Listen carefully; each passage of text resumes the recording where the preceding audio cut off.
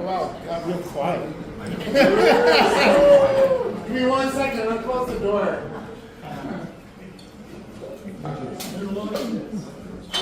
Okay, welcome. There are a lot of new faces here. I don't think a lot of poets come here, but at least 3 times now. So welcome everybody. You are at the City of Vancouver's only photography gallery. It's shocking because photography is such a place in this city. And they've all disappeared, and maybe that says something about the arts and where we're at, but I am really glad you're here tonight.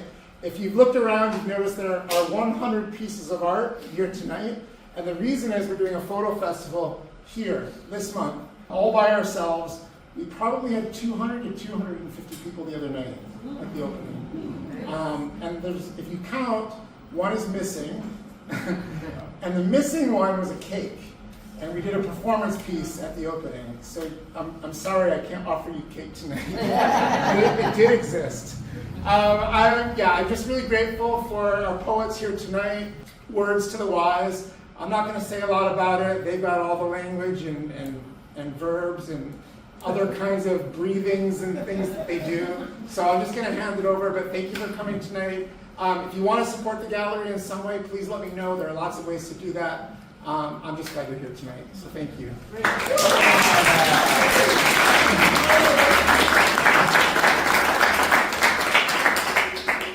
Well, thank you, and here we are in this beautiful gallery. Thank you to John, special thank you to John for allowing us to come here and poeticize this beautiful photography space. Event number 3, I think this is becoming Poetry Central, on the stellar and amazing Musqueam, Tsleil-Waututh, and Squamish territory that we all coexist on, and with honor and celebration of those folk who allowed that to happen. It is their land after all. Richmond, sit down. Sorry, starting off with politics like that. What is wrong with me? How about something gentle? There was probable cause, always some probable cause. Tonight we're going to have a few amazing people. I'm not one of them. But they will follow in this order. We are going to have the amazing Bonnie and Lorraine come up after me. We're each going to do something, I don't know, 15, 20 minutes. We'll take a break after them because, too much poetry is not good for the head. It swells, brain swells, Swollen brain syndrome, not good. Not good. We did, the first time I was here, Bill Bissett was here. Bill, great Canadian Bill Bissett, was here. And Bill could tell you all about the damaging effects of swollen brain. Because his brain got swollen. With lots of good stuff, of course. And so after that, we're going to have a little break. You will go and refuel. You will go and restock up on your beverages. And then we will be followed by the amazing Nikita Carter. Hello, Nikita. And after that, all the way, our dear friend, all the way from Toronto, Clifton Joseph. I was just waiting, just seeing if he was going to stand there and take more photos, but no. He was a poet, now he's a photographer. He came, saw the art, he was like, forget poetry. And I won't let that happen. You know why? Because April is National Poetry Month. So we are not losing one of our legends on National Poetry Month, okay? That's just not fair. Can I say that? Okay, I have no idea what I'm going to read. I brought enough poetry to read to you all night and into the morning, but I won't do that to you because that would be really unfair. You came, you're nice people. You don't deserve that kind of thing. Oh, songs. Songs, we could do songs, but I want to do something else. I want to do a poem. Actually, I think only Bonnie knows this poem. So, are there any people who like birds here? Anybody like birds? Yay, birdies. Ever enjoyed a bird before? Birds are awesome. And I'm not making one of those weird jokes that they do in England or anything like that. These are like the real feathery kind of birds. So like if you like, you can try and count the number of bird species referenced in this poem. This poem is called A Bird Sanitarium, okay? And it goes like this. Who said coots are crazy? Is it not crazier to hatch a nut, to make a spoon of bills, to pipe in sand, to have painted your head red, to make a rough star linger, to have a puff to rob a rave in, to skew a polar south like a sniper, to leach petrol from a storm, to swallow a barn on the sagebrush savanna, or swallow a bank, a cliff, a cave, or a tree, to catch flies with ash in your throat, and hum with calliope as you surf on cows, to tattle on a wandering cinnamon teal, to turn elegant and royal and black as a sandwich.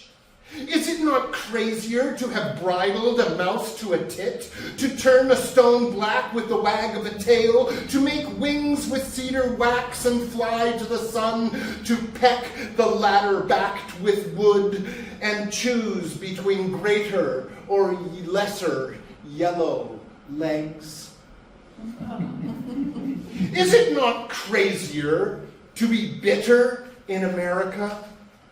To be a bewitcher of the Dow, to be a bunting indigo snow with a bat, to cover your back in canvas and chat with a Mexican chick? Well, I declare. Is it not crazier for a razor to turn the trogs on, or for the Big Dipper to crow for fish, to pin a tail on a duck, or morning on a dove? Is it not crazier to coo at the cook, lewd as a cur, long in the bill but golden-cheeked, now that war's a blur and hooded, red-faced hermits cross bills with cranes on a hill of sand? To fail or fall for a con artist selling the prairie and slide olive-sided down the Pacific slope, to grackle with a boat on your tail, to Iceland, laughing, mewling, gullible.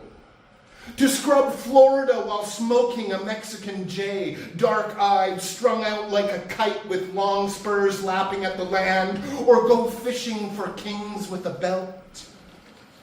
Is it not crazier to try to outwit God with a golden eye? You ever tried that? Give it a shot. Is it not crazier to try to outwit God with a golden eye, or goose the emperor cackling in the snow? Are you not crazier than a common loon to kill a deer for a horny lark with your limp kin? To make a cracker with nuts, to drink screech with a foul-whiskered elf, and brown a pelican pie in a peewee bird oven, to put Montezuma on a scale and gamble with quail, to run across the road flexing pectoral pikes until you're spotted cruising on a white-winged scooter down the Ridgeway rail? Is it not crazier to stork hearts of stars in your throat to soar above the beardless tarandulate, while Lucifer hums in your white ear, drinking parasitic Jaeger bombs with Merlin until magnum pie-eyed starlings free their bushes, tits, and boobies and run across the black-necked stilts run on black-necked stilts to a magic house in the Cactus Canyon? And is it not crazier to will it to be so? To catch gnats and wind up with a gross beak, to snipe at aliens on a wimbrel, to hawk your tri-colored heron on eBay, to play solitaire for a long-toed stint at the end of town, only to sing swift vespers with the mighty sparrow, and travel wild turkey with a flame-colored tanager in a summer dress that thrashed the scarlet pole red, blessed by a bishop bruised black and blue, a cock taking a cocoa too, riding thrush, thrush mocking a bird whose fantasy mutates to chat with a cardinal who richly knew the best of the rest of the birds that flew, to roost erewhile with a fella on a rope, face a cool pink amid the flaming goo, was the madly handsome Curly, Curlew, Curly, Curlew.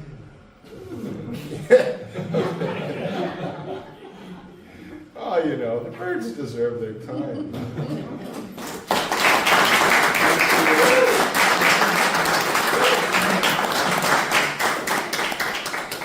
This next poem was published by a volume called Synchrony and Love. And the only reason I tell you that is because it's absolutely miraculous that somebody published it.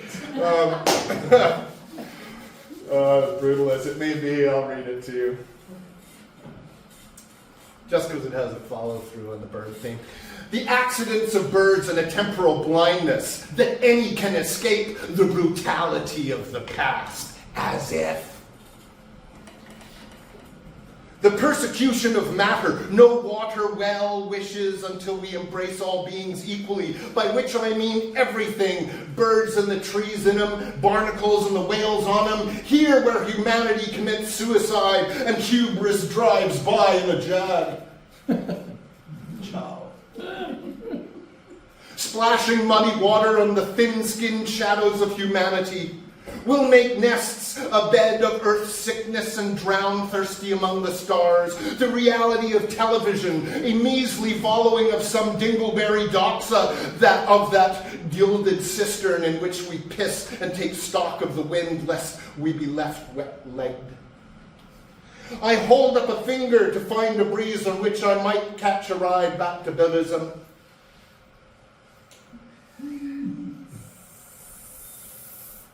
By the time it comes, it is too late, and religion sickens me. I grow my hatred of the host like a dry beard, and blow smoke in the eyes of the righteous, who never solve the mysteries of a violent death, clasp it like penitence in prayer. The cycle of life crushes on, and I leave no trace in its wake. The fall erupts with hindsight. The eternal bewilderment looks dashing as a clam. My fingers are computer-tipped, and I breach in earnest, seeing for the first time my antibody, dressed as a digital chauffeur, coming toward me threateningly. I cast spells to ward it off. The canaries of my conscious mirth stop singing, and I imagine myself blessed. I am as normal as drought's shadow. Then you show up, homing pigeon in hand, wings akimbo and all higgledy-piggledy, suggesting a trip in a time machine bound for Bethesda, hoping to best the battle drones with a sick disco dictaphone ringtone. Cassettes come in handy. Remember those? Few of us do, but I have one for sale back there. Strip and trigger an EMP with the hopefuls and the awfuls, the handcuffs and the microphones. A diet of daily media, Montebac bathroom blowouts, jobs, a news feed of peanuts for pay. Art arches her aching backgammon game plan, puts a tile on the dignitary's spike and is bounced to the back of the line, dancing when the turn stops coming around. It's not over yet, filling the flower vase, lit with wilting degrees, 4 of them sanctioning the perfunctory shutdown. 50 years of sequels to The Wailing Babe, and still no hits! Enough of this. The careers in advertising masquerading as a solemn art. Ads take over, cancel our subscriptions to the resurrection of circular thinking. Instead, sold this common plastic pomegranate and the rebirth of wool and bistros. Bah, bah, solo. In the bruised and gruesome jazz minted from Akashic records, all the blue notes, coconut semen sunscreen slathered over by Bolero and Guaguancó, as if the conquest of the Waldorf Astoria tripped on Amerigo Vespucci's washboard and was sufficient to predict the violent femmes. Little brown jug, don't I love thee? Little brown jug, don't I? Come on, sing along with me. Little brown jug, don't I love thee? You guys do it very well, so quiet, so shy. It's like a post-apocalyptic jingle.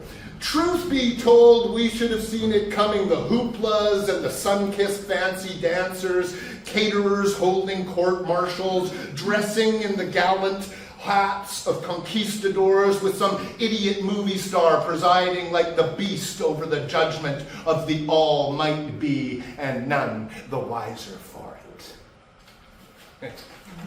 Okay, you understood every word, I know.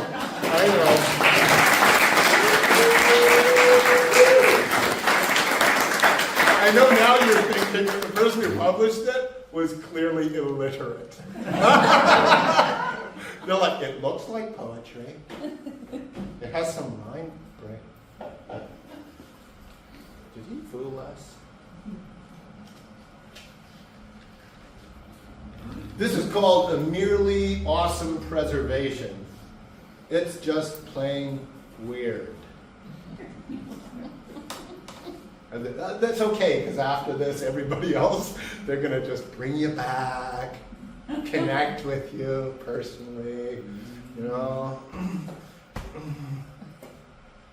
Once, if I remember well, I tore out my hair in the Palace of Gifts. Me, the Prince of Paradox, the Janus-headed Chancellor of the Audition, the Field Marshal of Ambivalence. And I was let go, disinherited by logic which turned its back, up, off, and orphaned my links. I felt so left out, and yet free to squander my merely awesome preservation, a cross the balance of the tastely replication experienced through education. Dejected in more than poetry, connected to our hot organisms, a cold condition shared by lunatics and the practitioners of reality. You tell me the difference. A valuable aspect, timely, bombs versus collaborative activities, the devices of apocalypse, has exegesis a picture of anarchy to touch me. The nosy impulses reach out and touch the loss of my sense, of my crystal, my being. To whom does my diametrical opposition become political? To whom does your hiding whisper database notes? From whom can I expect post-dogma movements of meaning? The encompassing cloud of being enveloped by nature, inside of which my direction is nothing less day-to-day than existence itself. The others of opportunities in either extremities of the identical information, the direction spreads out to all prize-winningest mediation, the divide containing communicating something as impractical as gravity. This is like in the bird theme still. Highly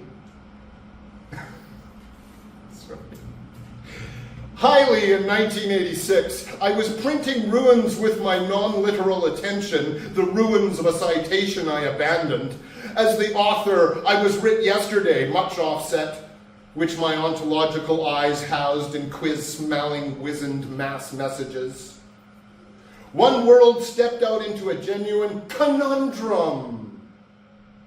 Bears rolled in it like chicken shit poetry's colored compost. The media got out their significant browser. We squealed with blank delight. Reader, we said with ubiquitous radiation, this radicalization of conscious poetry, do you want some?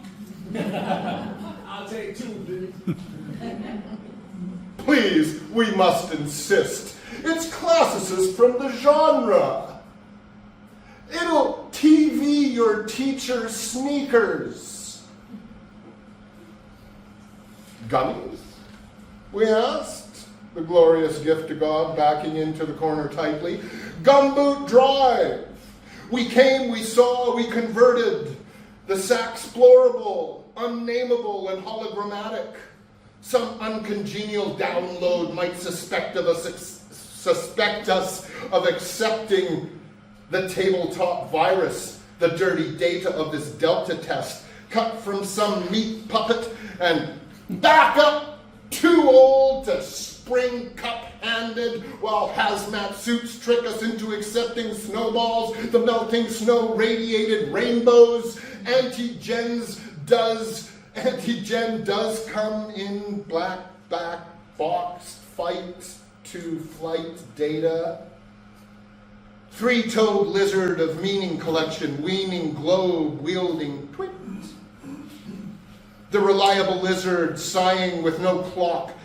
The still lizard abstruse, obtuse, reuse, updates, and hand wishy-washing to be shot forthwith against the wall of consensus. My rank anxiety of core perplexities scrunches up and Ubers by weight. Wildlife, the proxy's web look lifelike enough till that dead animal was wrestled from their genuine pennies of doubt. Pennies? Not in my proximate prophecy of thought. You unhand me speedy and unpossessed loudly on the need of it. The word branch coupled with the lyric masses, supplying warm sovereignty to the connection, a condition of automated delete, delectable, elated, elected, dejected, delete, run, obliteracy. Woke up tangible surveillance, seeking the Bible of terror, perpetually texts understood as a keening head, dollops of the sink planet, a relegation of surly messages at the continuum of a sample, precocious capital into the rotted variety of biospheres, life as the synchronous paranormal power. My poetry is the danger of this angelic media. They are admitting to an effigy that their ethics are full of synonyms. What is the hologram paradoxical to? Valuable, exposed to ranking, subverted by opinionated insight, loudly to be celebrated with ranking. We are analogs of something. Disconnected circuits are legion. Obsolescence of the billions of hotspots will be legion. It is a cartoon of unmoving form for the bombs of odds. The instructions of this run back first to an functional literacy. In one hand, we see the living head up with a dreary rifle, and later it is filled with coherence and romance to meet the psyche with real goggle eyes, no question, and deeply determined, no conflict will be possessive. I will strive for Collider Nightmare Scouts, Techno-Earth rendering every poem a transcendental garden, media of knowledge, worth a maximum ingress. This will rend our circumstances to a painterly guitar, will reflect the duplicate air, and our circumstance, should we want no poetry at all, should we want no poetry at all, you're like, yes, can we just follow through with that song for a little while? And down further, no mind.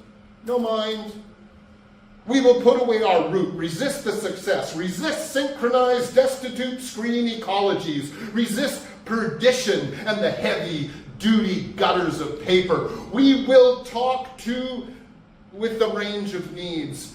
This will be our empty pardon, the rock jam metaphor, our anthem divides as prejudicial movement through the fate of metaphor. I have been reading this poem backwards. Backwards? That means consequences are clearly pertaining to subgenre alleyways. 4 and 20 blackbirds, homeless tonics, toneless harmonics, homeless ontic philosophies designed to encompass and haptically reconcile the omphalous worldviews and global polyglot plant networks, cactus of knowing and expressing ourselves. Our work may not be construed as a point of supported gas, would have been peyote vapor. How might our processes help us reach that poem? Well, whatever that was. You're craziness madness. Say it ain't so. Oh, I think you're free. Woohoo! Okay. That's enough for now of this nonsense. We'll have some real poetry come up. I would like to invite my two dear friends, Bonnie and Lorraine, to take the stage. Thank you very much.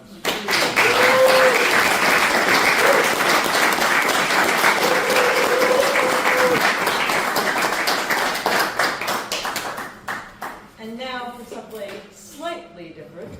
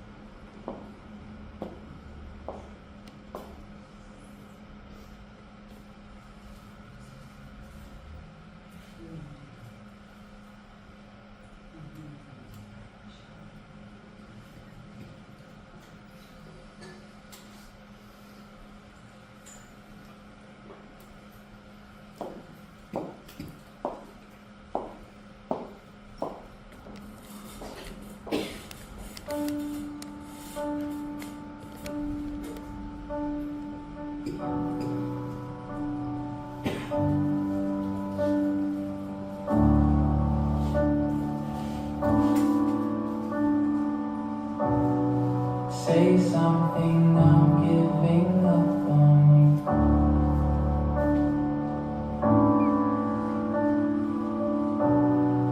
I'll be the one if you want me to.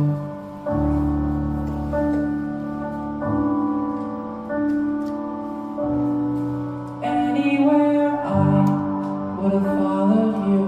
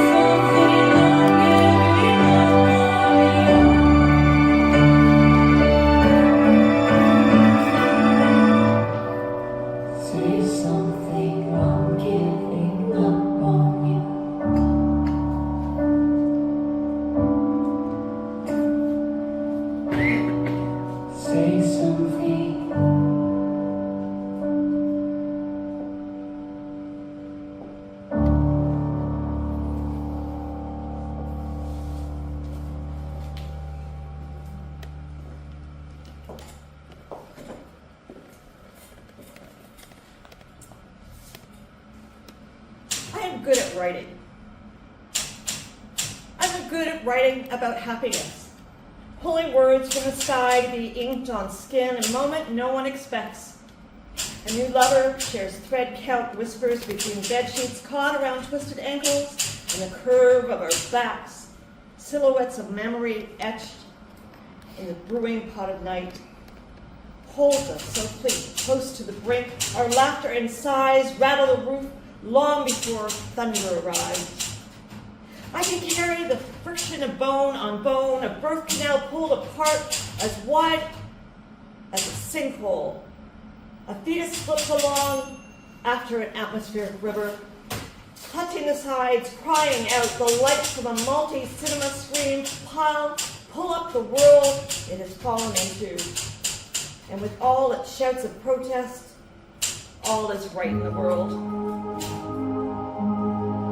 Child resting on breast, exhausted mother at ease, a bond, the womb. I could so easily find these treasures, steal these things one after another, without thought, without judgment, without cost. But I cannot write about absence. The nights emptied out with no one to hear, silence pressing in, your touch, now memory. Our youth, a photograph, boxed in storage. The sounds of lovemaking, just a refrain from down a hallway, someone else's future, someone else's wedding veil.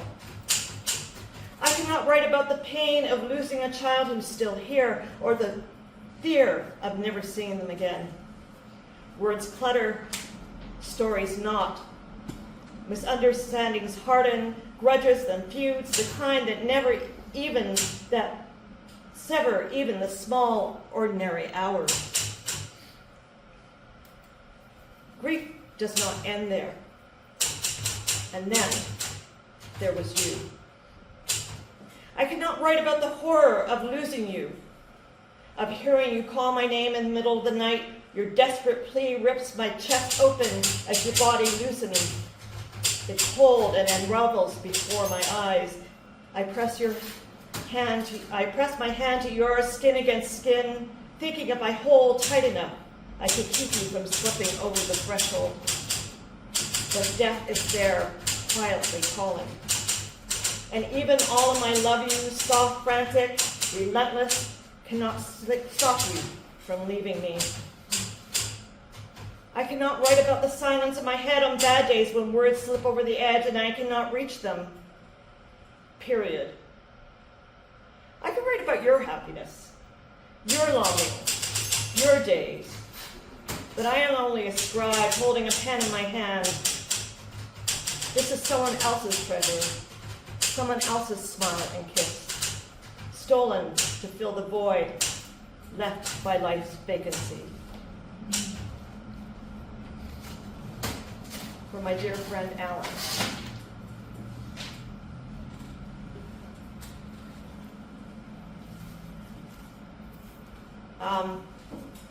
A year ago, one of my closest friends passed away, and I was lucky enough to be able to fly to Toronto to be with him in his last few days. And we thought that putting this together would be a way to honor his memory. His daughter had asked me to stay and be at the funeral, write something for him, which I did, but also just to give honor to the grief that comes when you lose somebody that you're very close to suddenly, because it's a bit of a shock to your system, but it's also something very special to be able to be there in the last moments of somebody's life and to be able to hold them. And there were 5 of us with him in his last moments, and he would have been very happy because we were all women, and he would have loved to know that Alan's women were with him at the end. So, for my dear friend Alan, how does one describe a person's whole life?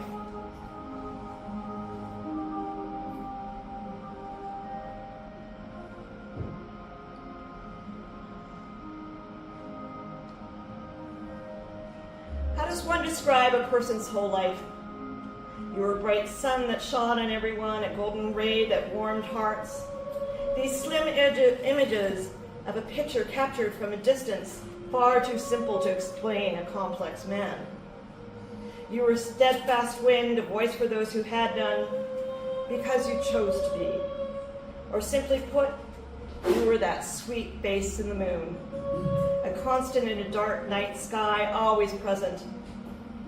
These many parts should be so easy to depict, and yes, this is just the beginning, a glimpse, a snatched moment. There are far more complexities beyond the surface. The intricate thoughts, the wise judgment, the distinct laughter that carry conversations for a decade or two or a lifetime. The delicate heart full of love and compassion that bubbles and flows in a no-nonsense, I gotcha kind of way, a kaleidoscope of a person that makes a beautiful whole.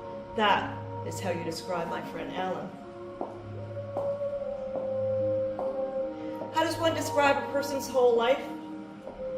Yours was filled with episodic, joyful installments of absurd features interrupted by the occasional message from our sponsor. Trials and tribulations in the worst of times, always looking for the best to be upheld. Understanding that one person's weakness was another person's strength. No one else ever ended their conversation with, "I have to go, the police are calling," or "I have to take this call from jail." No matter what time, no matter what story, without prejudice, you were always there.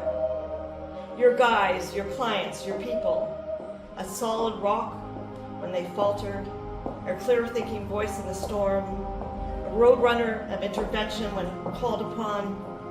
This is how you describe my friend Alan. How does one describe a person's whole life?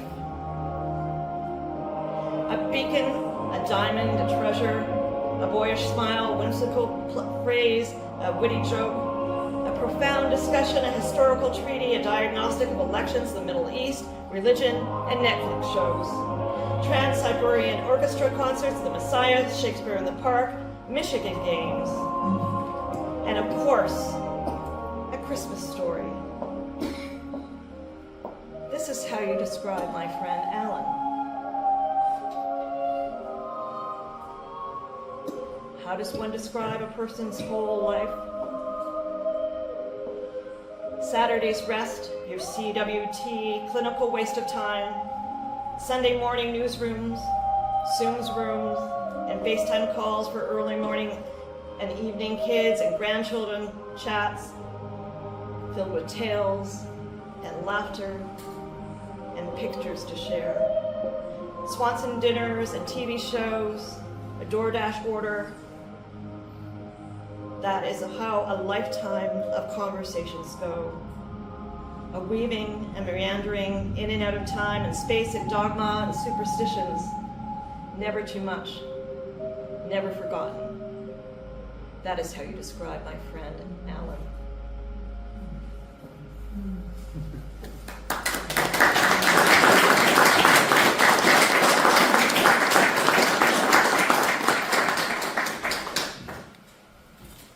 The weight of grief.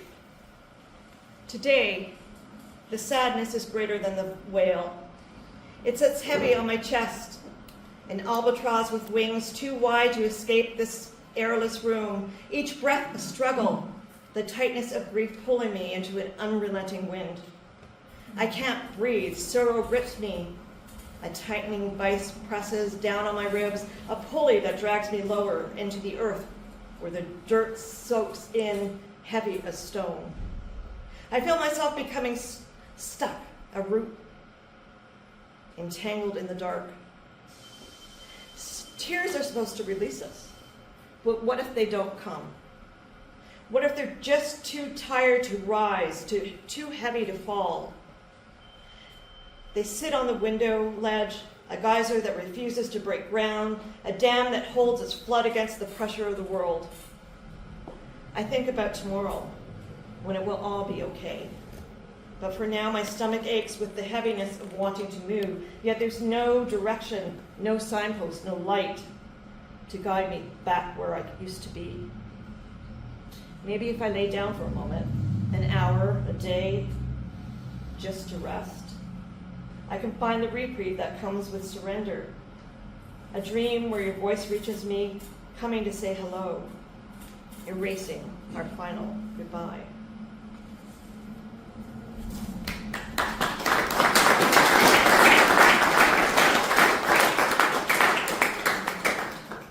The weight of leaving. You are a shadow waiting to cross over. My fear is this darkness that holds you to earth will keep you here for eternity. I can see you leading into the light, know intuitively there's something which keeps you back. A barrier, a wall, a concrete slab, a heart that can't let go, a kiss never given, a baby never held. Some pray for you, some cry for you. Some push and push and push until your memory fractures and you land as mist, as dust. Something the wind refuses to name.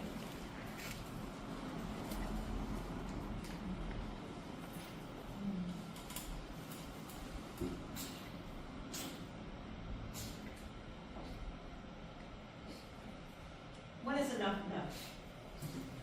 If I had been there to walk you through the forest, would that have been enough to get you through those dark, painful days when your voice couldn't reach the treetops and the sky was obliterated by thick, smoky branches, burning with the desire to live, caught in the quagmire of self-destruction that nobody could see? If I had been there to walk you through the desert, would that have been enough to get you through the dryness of desertion when days were too hot to touch? Yet longing to be touched was all that kept you going through frigid nights. If I had been there to walk with you on an ocean floor, would that have been enough to get you through the bed littered with discarded debris and seaweed, potholes of swirling thoughts, entrapment? Salt water drowns out the pleasure of tasting you waste away at the bottom unseen. If I had been there to walk with you, would that have been enough?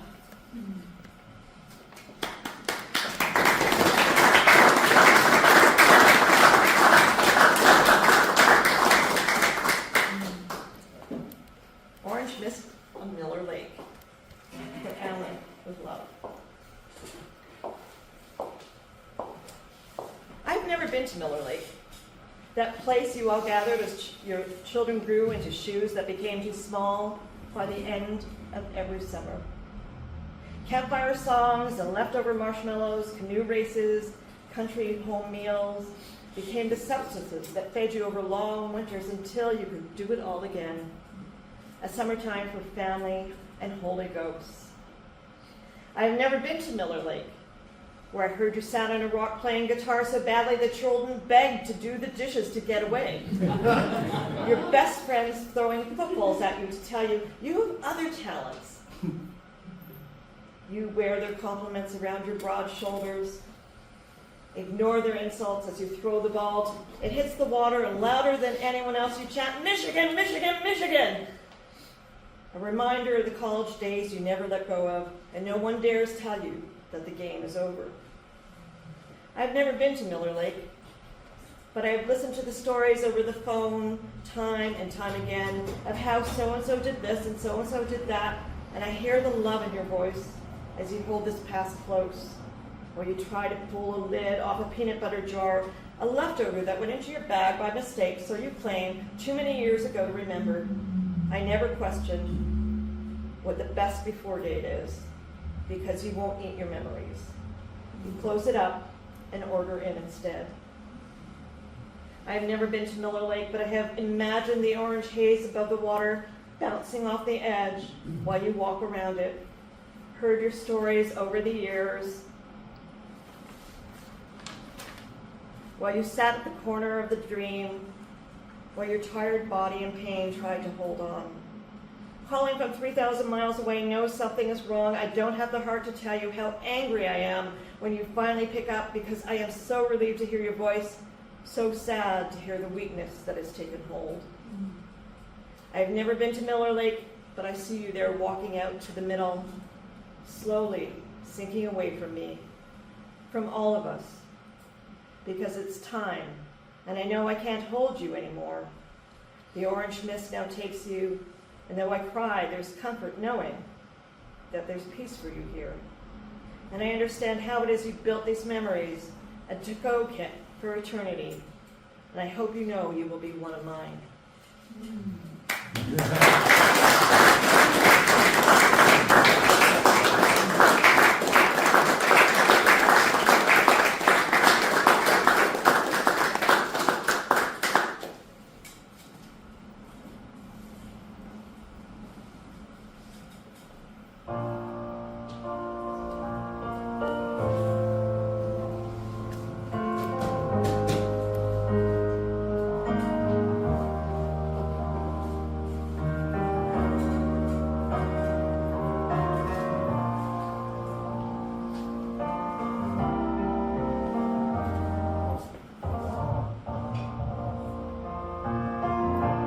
When the rain is blowing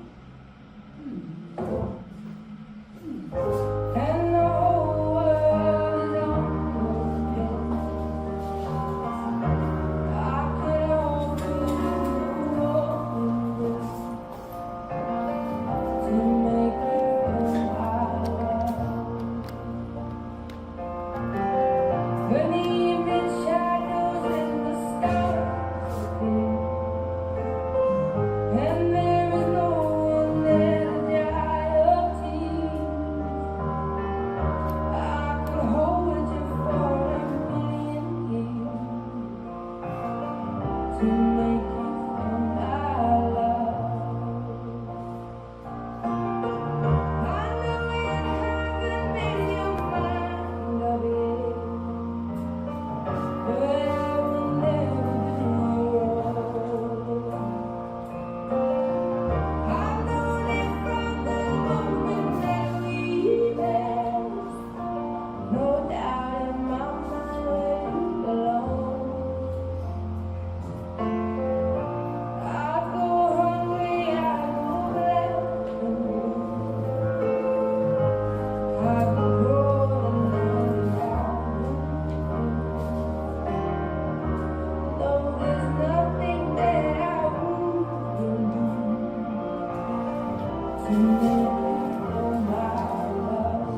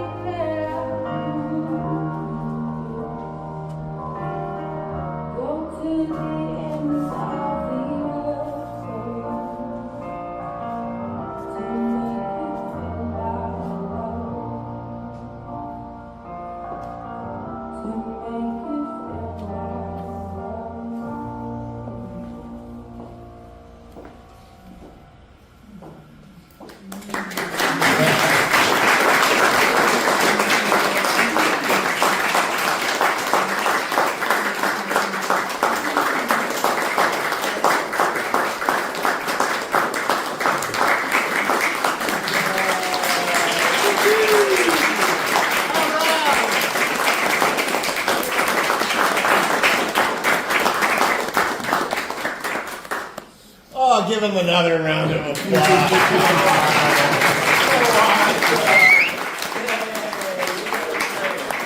Okay, we're going to take a 10-minute break. Please go refuel. And we will come back with Nikita Carter and Clifton Joseph.